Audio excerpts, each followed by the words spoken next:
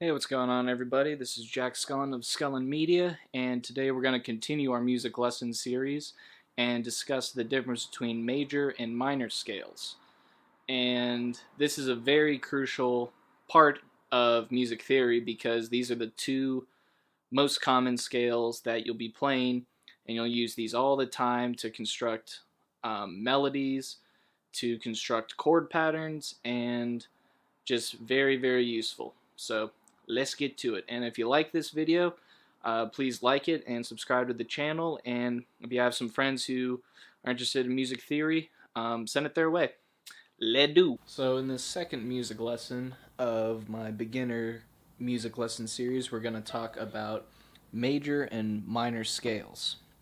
Now, I have a previous video about intervals where it goes more into depth about all of this, so if you haven't seen that yet, check that out so I won't have to repeat some of the same material. But let's start out with major scales.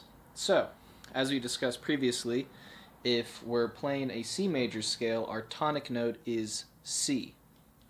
Now, depending on what key you're in, the tonic note will shift. So, for instance, if you're in F major, your tonic will be F. But for this instance, we're going to talk in terms of C because C does not have any sharps or flats. And that's the most basic scale in my opinion and the easiest to understand. And when I mean no sharps or flats, I mean if you were to walk up to a piano, you would only play the white keys. Okay? So, to construct a major scale, we start out with C, and then we will move up a major second to D. And as you can see here, from 1 to D is a major second. So, as I discuss this, I want to talk about the relativity of one pitch to the next as we're ascending up the scale. So, the first relationship is C to D, which is a major second, but the next one is D to E, okay? And you can think of it as C to E is a major third, however, from D to E is also a major second. So what I mean by that is a major second is constructed of two half steps. So if we're here, C, 1 half step, 2 half steps. And that exact same interval relationship is consistent from D to E. So from D to E, 1 half step, 2 half steps, okay? So from E to F is a minor second or a half step away. So far in a C major scale, we have C, D, E, F. Now, these notes will change depending on what scale you're in, what is the central pitch, but the distance between your tonic note and the rest of the pitches in a major scale will be consistent across any major scale. Whether you're in C major, C sharp major, D major, it's the same space. So from your tonic to the next pitch is a major second, from D to E is another major second, and from E to F is a minor second, okay? And next, we're going from the 4th to the 5th, which is F to G, which will be a major second, okay? And then as we continue going across the scale, G to A will be another major second, A to B will be another major second, and B to C will be a minor second. Okay? So, if we look at it, we have our tonic, so 1. Out of the option of our seconds, we're going to go with a major second, which would make sense because we're in a major scale. From C to E, major third, perfect 4th, perfect 5th, major 6th, major 7th, and our octave. Okay? And so what that scale will sound like is, that's our tonic, so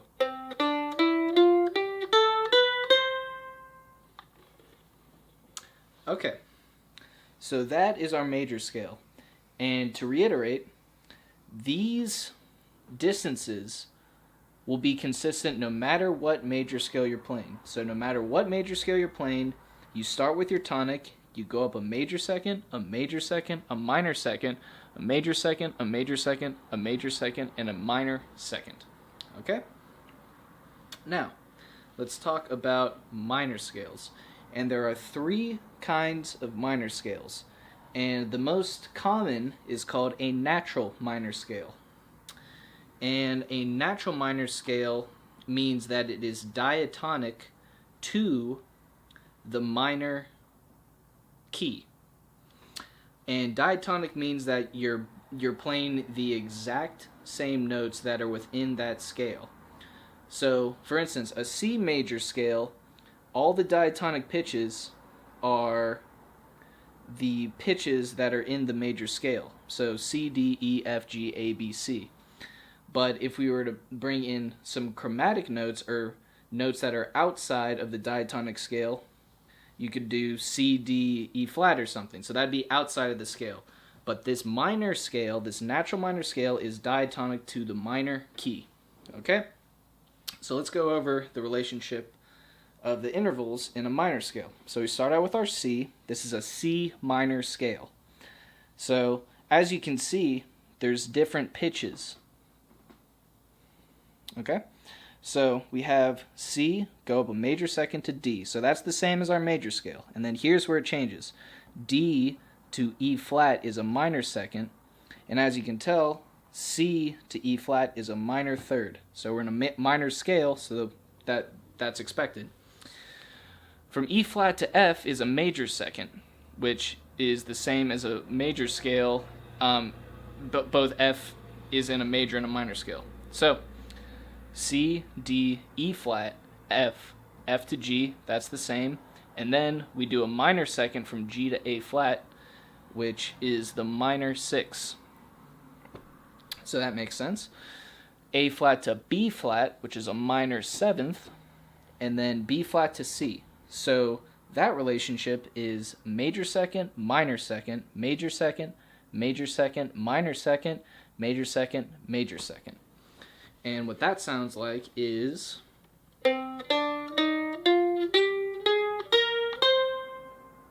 Okay.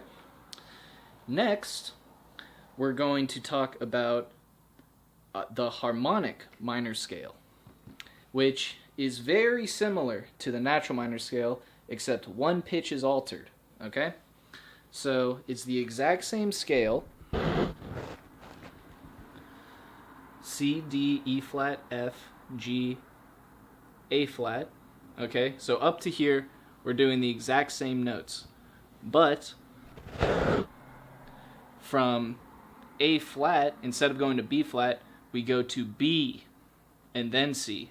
So the only difference between a natural minor scale and a harmonic minor scale is this B flat is raised to a B. So the major second is actually a augmented second in the harmonic minor scale. Augmented intervals, as we discussed in the previous video, would be a major interval, but you raise it a half step. Okay? So for instance, C to D is a major second, but if we were making an augmented second, we would raise it an additional half step. So it's a minor third, and harmonically, it's an augmented second. Okay? And so what that'll sound like is...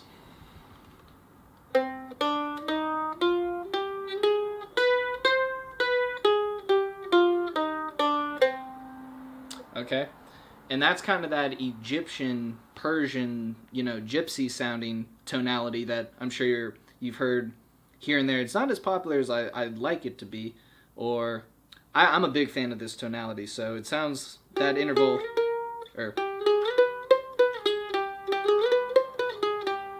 I'm a big fan of that.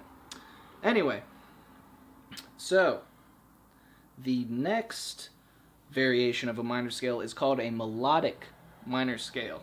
So it's the exact same up until the G, okay? And in this scale, we alter 2 pitches versus the natural minor scale. Instead of an A flat, we play an A, and instead of a B flat, we play a B. So the 6th and the 7th are raised. So it's C, D, E flat, F, G, A, B, C. Now, the reason that composers started using the melodic minor scale is because they wanted that leading tone, which is the relationship of the major seventh to the octave, which has a lot of tension and resolution, but they wanted to avoid this augmented second. So to do that, they raised the A flat to an A so that it's 2 major seconds, okay? And an interesting thing about this scale is that the melodic minor scale is you go up melodic, but you descend natural, because basically that this leading tone relationship is contingent on ascending, but when you're descending, you can go back to natural minor scale. So I'm going to play the melodic minor scale, ascending, it'll be this, but then descending, it'll be natural. So it'll sound like this.